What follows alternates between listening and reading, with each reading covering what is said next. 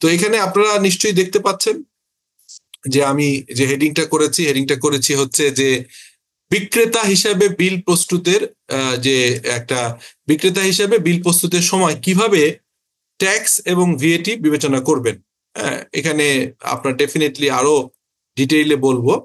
সঙ্গে সঙ্গে ক্রেতা হিসাবে যখন আপনি প্রকিউরিং এন্টিটি, আপনি পারচেজার, আপনি কোম্পানির হয়ে প্রোডাক্টটা কিনছেন, বিল দিচ্ছেন, সেটি সাপ্লাই চেইনে চাকরি করেন অথবা ফাইন্যান্সে, ট্রেজারি ম্যানেজমেন্টে, তো ক্রেতা হিসেবে কিভাবে আপনি টিডিএস এবং ভিডিএস কর্তন করবেন এবং সেটি নিয়ে পরবর্তীকালে আপনার আর কি কি করণীয় আছে এটি নিয়ে আজকে ডিসকাশন করব। তো এটি বলতে গেলে আসলে আগেও আমার অনেক ভিডিও আছে, বাট একসাথে করে এটা কম্পাইল করলাম, একসাথে একটা কনসোলিডেট ইন্টিগ্রেটেড একটা ভিডিও করার চেষ্টা করছি। সেটি হচ্ছে উৎসে কর্তনের নিয়ম, সাধারণ নিয়ম, পণ্য এবং সেবার ক্ষেত্রে ডিফারেন্ট। এটি হচ্ছে VDS rules for product or service, বা প্রোডাক্ট অ্যান্ড সার্ভিস অথবা প্রোডাক্ট ভার্সেস সার্ভিস, কি কি চেঞ্জ আছে।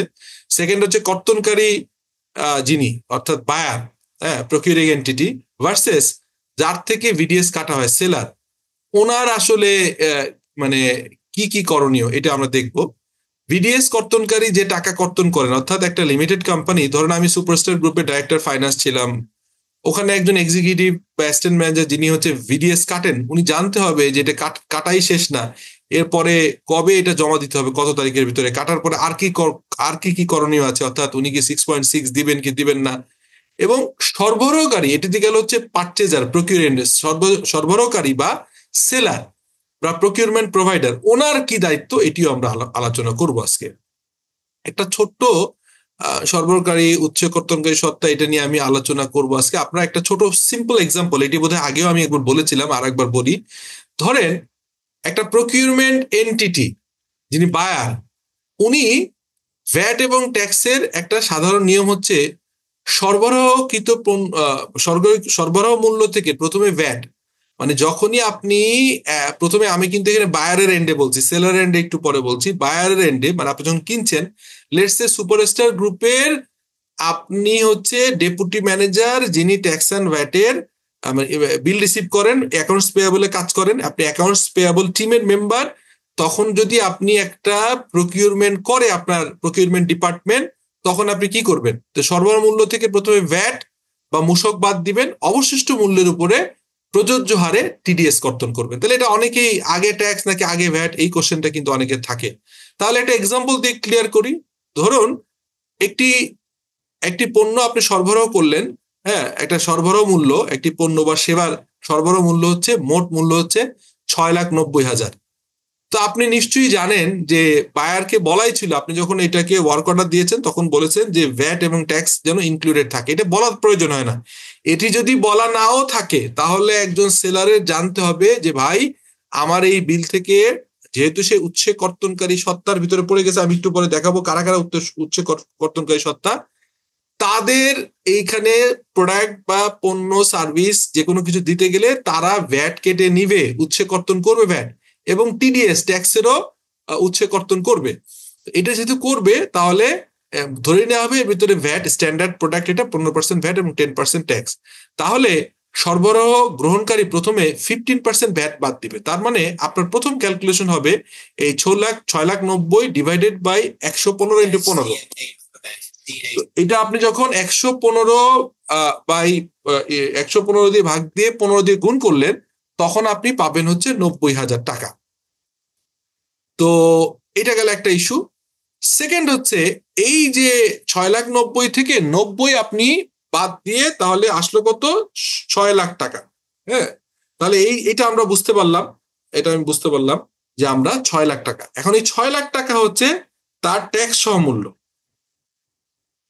তো ট্যাক্স সহ মূল্য, তাহলে ট্যাক্স কত পার্সেন্ট আমার হচ্ছে, ট্যাক্স হচ্ছে আমার 10%। তাহলে তখন যেটা হবে, এই 6 লাখ টাকার উপরে 6 লাখ টাকার উপরে আমরা যদি 10% কাটি টিডিএস, তাহলে, সরি একটা ফোন চলে আসছিল, 10% যদি কাটা হয়, তাহলে আপনার হচ্ছে এই 6,90,000 হচ্ছে গ্রস যে বিলটা করেছে, তার থেকে প্রথমে ভ্যাট কেটে, ভ্যাট আপনি ভিডিএস কাটবেন হচ্ছে 90,000 টাকা, যে স্ট্যান্ডার্ড হয়, এবং তার থেকে টিডিএস কেটে নেবেন হচ্ছে 10%। এই 10% কিন্তু ওই সাপ্লায়ার কিন্তু তার রিবেট নিতে পারবে যখন সে ট্যাক্স রিটার্ন সাবমিট করবে, ইনকাম ট্যাক্স রিটার্ন, তখন কিন্তু এগুলো সব সে কনসিডার করে। তাহলে সে মোট মূল্য পাবে যদি 6,90,000 টাকার একটা গ্রস বিল আপনাকে সাবমিট করে, তাহলে এখানে হচ্ছে 5,40,000 উনি হচ্ছে পাবেন। এই হচ্ছে একটা ধারণা।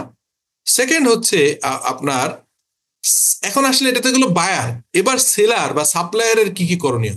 সাপ্লায়ার বা সেলার সরবরাহকৃত পণ্য বা সেবার মূল্য নির্ধারণ পদ্ধতি।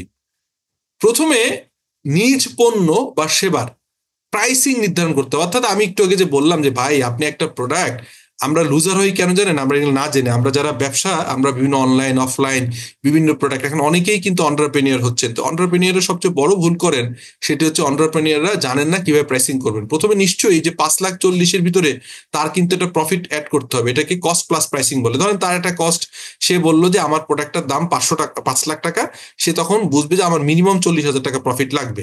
সো তখন কিন্তু রাফলি 8%, তখন কিন্তু সে 8% প্রফিট রাখতে গেলে সে cost plus pricing 5,00,000 plus 40 add করে প্রাইসিং ঠিক করবে। তো প্রাইসিংটা প্রথম। এরপরে সে উনি কি করবেন, প্রযোজ্য ভ্যাট এবং ট্যাক্স হার দেখতে হবে, সে দেখবেন যে কত। তো আমি এটাকে ধরেছি এটা অ্যাকাউন্টিং একটা সার্ভিস, অ্যাকাউন্টিং সার্ভিস যার ভিএটি আছে হচ্ছে 15% আর টিডিএস আছে 10%। তো তাহলে কি হবে, প্রফিট সহ আমাদের প্রাইসিং হবে হচ্ছে এই যে 5,00,000 টাকা খরচ আর প্রফিট ধরেন 40, তাহলে 5,40,000। এর সঙ্গে প্রথমে আমি যে কাজটা করবো, এর সাথে প্রথম যে কাজটা করতে হবে আমাকে, এইটা হচ্ছে ট্যাক্সটাকে অ্যাড করে নিতে হবে। তো ট্যাক্স যে আমার, যেহেতু আমার কাছে কাটবে, অতএব আমি 5,40,000-কে ডিভাইডেড দিব 90, গুণ করবো 100, গ্রস আপ করা বলে, ক্যাপিটালাইজেশন বলে। এই গ্রস আপ করলে আমি পেয়ে গেলাম যে আমার 6,00,000 টাকা হচ্ছে ট্যাক্স সহ মূল্য। এরপরে এর সাথে 15% অ্যাড হবে, অর্থাৎ এরপরে 6,00,000 টাকার উপরে 15% ভ্যাট যোগ করে 6,90,000 সরবরাহ মূল্য নির্ধারণ করলে আমরা নেট অফ ভিএটি বা ভ্যাট বা টিডিএস বা এটা ভিডিএস যাই বলেন, এটা এই ভ্যাটটাই যখন কেটে নিচ্ছে সাপ্লাই, তখন ভিডিএস হচ্ছে, ভ্যাটের জায়গায় ভিডিএস, এবং টিডিএস ভিডিএস বাদ দিয়ে 5,40,000 আপনার ব্যাংক অ্যাকাউন্টে ঢুকবে। সো এটা হচ্ছে একটা ইস্যু। এখন আপনি দেখেন, আমি যেটি বলছিলাম, এখন দেখেন তাহলে আপনার কাছ থেকে কারা কাটবে। ধরেন আপনি একটা প্রাইভেট, একটা প্রোপাইটারশিপ ফার্মকে কিন্তু আপনি সাপ্লাই দিলে উনি কিন্তু ভ্যাটটা কাটবে না। এইটুকু যে ভ্যাট কাটার কথা বললাম না, এই যে 15% ভ্যাট কাটবে, সরি, একজন প্রোপাইটারশিপ ফার্ম দিলে কাটবে না। আপনি কাকে সাপ্লাই দিচ্ছেন এটা ডিপেন্ড করে। আপনি যদি সাপ্লাই দেন কোনো ওপিসি কোম্পানি, অর্থাৎ 1% company, private limited company, PLC, local authority, NGO, school college, primary স্কুলের উপরে high school, college, university, trust, এদেরকে যদি আপনি সাপ্লাই দেন তাহলে আপনার থেকে ভ্যাট কাটবে ভিডিএস। আর ভিডিএস কাটার একটা নিয়ম হচ্ছে, আপনি যদি ম্যানুফ্যাকচারার, এটা একটু কুইকলি বলি, সেটা হচ্ছে ভিডিএস করার ক্ষেত্রে প্রোডাক্টের একটা নিয়ম, সার্ভিসের একটা নিয়ম। প্রোডাক্টের নিয়মটা একটু কুইকলি বলি। যদি খেয়াল করেন আপনি সেলার, এখানে ধরেন আপনি সেলার, এটাকে মাথায় রাখেন যে আপনি হচ্ছে সেলার। তা আপনি যদি সেলার হন, খুব ইন্টারেস্টিং, সেলার হলে আপনি যদি মূসক 6.3 ইস্যু করেন এবং আপনি ম্যানুফ্যাকচারার হন, তাহলে কিন্তু আপনার থেকে উৎসে কর্তনকারী যে সত্তা, উনি ভ্যাট কাটবেন না। অর্থাৎ এই যে একটু আগে এক্সাম্পল দিচ্ছিলাম অ্যাকাউন্টিং সার্ভিস, এটা সার্ভিস, তো এটা তো ভ্যাট কাটবে, আমি বলে দেবো কাটবে কি কাটবে না পরে বলবো। বাট এই 5,40,000 টাকা যদি একটা প্রোডাক্ট হতো এবং এই প্রোডাক্টটা যদি আপনি নিজে তৈরি করতেন, তাহলে খেয়াল করেন, তাহলে কিন্তু, এবং নিজে তৈরি করছেন ম্যানুফ্যাকচারার এবং 6.3 দিচ্ছেন, তাহলে আপনাকে উৎসে ভ্যাট কাটতো না, আপনি নিজে ভ্যাট দিতে পারতেন পরে। ওকে, এটা একটা গেল ফার্স্ট। সেকেন্ড হচ্ছে আপনি 6.3 দিয়েছেন at 15% rate issues by other than manufacturer, অর্থাৎ আপনি ম্যানুফ্যাকচারার না, আপনি আরেকজনের কাছ থেকে প্রোডাক্টটা কিনেছেন। এটা হতে পারে কিন্তু আপনি আরেকজনের কাছ থেকে প্রোডাক্টটা কিনে বিক্রি করছেন, এটা কিন্তু হতে পারে। সো এইটা যখন হলো, আপনি খেয়াল করেন, এটা যখন আপনি কিনলেন এবং কিনে বিক্রি করলেন, ম্যানুফ্যাকচারার না, আপনি হচ্ছে একজন, আপনি একটা, আপনি একজনের কাছে কিনে আপনি এটাকে ইয়ে করছেন, আপনি হচ্ছে এটাকে বিক্রি করছেন। সো আপনি যখন এটা কিনে বিক্রি করছেন, আপনি ম্যানুফ্যাকচারার না, বাট আপনি হচ্ছে কি করলেন, আপনি এটা যখন আপনি অন্যের কাছ থেকে কিনে বিক্রি করলেন, কিন্তু আপনি ম্যানুফ্যাকচারার না, বাট 6.3 দিয়েছেন, তাহলেও কিন্তু আপনার কাছে ভ্যাট কাটবে না। আমি ইচ্ছা করে এই জায়গাটা রাখলাম যে আপনি ম্যানুফ্যাকচারার না, নন ম্যানুফ্যাকচারার, বাট আপনি 15% হারে দিয়েছেন কোনো পণ্য সেবা না কিন্তু, তাহলে আপনার কাছে ভ্যাট ভিডিএস কাটবে না। এখন কোশ্চেন হচ্ছে, আপনি 6.3 দিয়েছেন কিন্তু সেটা স্ট্যান্ডার্ড রেট না, এখানে কিন্তু স্ট্যান্ডার্ড রেট ইম্পর্টেন্ট। এখানে কিন্তু আপনি ম্যানুফ্যাকচারার না, বাট আপনার রেটটা হচ্ছে স্ট্যান্ডার্ড 15%, তাহলে ভ্যাট কাটবে না, কিন্তু ভিডিএস কাটবে না। কিন্তু আপনি যদি 6.3 দেন এবং নন ম্যানুফ্যাকচারার, তাহলে কি বললাম শুরুতে, এখানে কোনো কন্ডিশন নেই। আপনি যদি প্রস্তুতকারী হন, আপনি যদি ম্যানুফ্যাকচারার হন, তাহলে আপনি 15%, 7%, 7.5%, 5% any rate allowed under the VAT act 2012, অথবা এর যে এসআরও আছে, মাস্টার এসআরও, অথবা এর যত শিডিউল আছে, শিডিউল 1, 2, 3 এইসব অনুযায়ী আপনি দেখে ওভারঅল আপনি যদি ম্যানুফ্যাকচারার হন, প্রযোজ্য যে কোনো ভ্যাট রেটে 15% স্ট্যান্ডার্ড অথবা এর বিলো রেটে যদি আপনি ভ্যাট মূসক দেন, তাহলে আপনার কাছে ভিডিএস কাটবে না। আর আপনি যদি নন ম্যানুফ্যাকচারার হন কিন্তু স্ট্যান্ডার্ড রেটে ভ্যাট দিচ্ছেন, তাহলে আপনার কাছে কাটবেন না। কোশ্চেন হচ্ছে, আপনার নন ম্যানুফ্যাকচারার, আপনি ম্যানুফ্যাকচারিং করছেন না, কারোর কাছে প্রোডাক্ট নিয়ে বিক্রি করছেন, এবং 15% রেটে যে কোনো রেট, সেটা 10% হতে পারে, 7.5%, 5%, তাহলে আপনার কাছ থেকে ভিডিএস করবে। এটা ইম্পর্টেন্ট। এটা গেল হচ্ছে, আপনি খেয়াল করলেন এখানে। এবার আসেন option 2, if 6.3 is not issue. এই প্রত্যেকটা ক্ষেত্রে খেয়াল করছেন আপনারা 6.3, এই সবগুলোর ক্ষেত্রেই কিন্তু 6.3 ইস্যু করা হয়েছে, এটা খেয়াল করেন। অল এটা হচ্ছে 6.3 ইস্যু করেছে, বাট এইখানে 6.3 ইস্যু করা হয় নাই প্রোডাক্ট অফ ফার্স্ট শিডিউল। অর্থাৎ আপনি যদি ভ্যাট, মানে আমাদের ভ্যাট অ্যাক্ট 2012 এর শিডিউল 1-এ বলা আছে যে কোন কোন পণ্যের ভ্যাট কখনো দিতে হবে না। সো ভ্যাট যদি না দিতে হয়, তাহলে আপনাকে এখানে ওরা কিছু কাটবে না। কিন্তু আপনি আদার দেন ফার্স্ট শিডিউল যদি হয়, তাহলে কিন্তু আপনাকে এটা অবশ্যই কাটতে হবে। ঠিক আছে, তো এটা ভেরি ইম্পর্টেন্ট। হ্যাঁ, এটা আপনাকে মাথায় রাখতে হবে। যদি ফার্স্ট শিডিউলের বাইরে হয়, তাহলে কিন্তু আপনাকে ভ্যাটটা সে কেটে নিবে। তো ফার্স্ট শিডিউলের ভিতরে হলে আপনাকে কাটবে না, আর ফার্স্ট শিডিউলের বাইরে হলে আপনার কাছে ভ্যাট কেটে নিবে। এটা হচ্ছে প্রোডাক্টের ক্ষেত্রে। আর সাপ্লাইয়ের ক্ষেত্রে কি হয়? সাপ্লাইয়ের ক্ষেত্রে খেয়াল করেন যে হচ্ছে, if the supplier is or are not included SRO 240, এটা 240-এর SRO তে নাই, হ্যাঁ, তাহলে আপনার ভিডিএস দরকার নেই। এখানে ওই 240-এ আপনাকে আমি দিয়ে দেবো, এটা ইয়েতে বেশ কয়েকটা সার্ভিস আছে, 40-44টার মতো সার্ভিস। এই সার্ভিস যদি হয়, তাহলে আপনাকে ভ্যাট দিতে হবে। এখন এখানে খেয়াল করেন যে আপনি যদি ওই এসআরও 43টা সার্ভিস এখানে আছে, দেখেন 43টা সার্ভিস আমি যেটা বলছিলাম, 43টা সার্ভিস যদি আপনি প্রোভাইডার হন, তাহলে কিন্তু আপনাকে কোন সার্ভিস প্রোভাইড করছেন কিন্তু 43টা লিস্টের ভিতরে আছে, তাহলে আপনার কাছে ভিডিএস কাটবে না। এরপরে দেখেন কি হলো ঘটনা।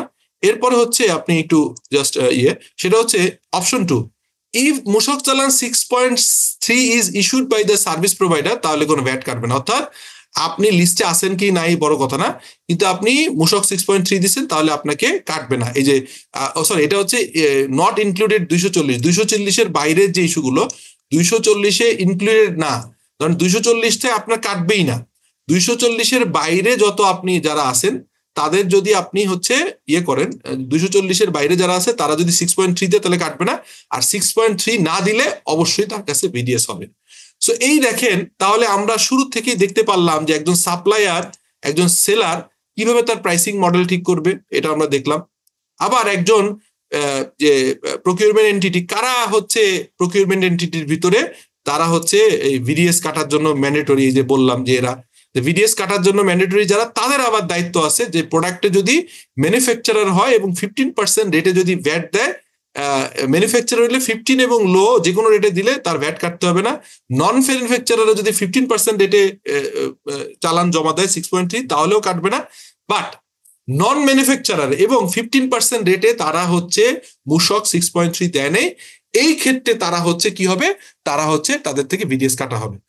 আর আপনি হচ্ছে 6.3 হচ্ছে ইস্যু করছেন, যদি ইস্যু না করা হয়, ইফ নো 6.3, তাহলে হচ্ছে ফার্স্ট শিডিউল যারা আছে তাদের থেকে ভ্যাট হবে না, ভিডিএস হবে না। কিন্তু আদার দেন ফার্স্ট শিডিউল সবার থেকে কিন্তু ভিডিএস কাটতে হবে, যদি মূসক চালান উনি জমা না দেয়।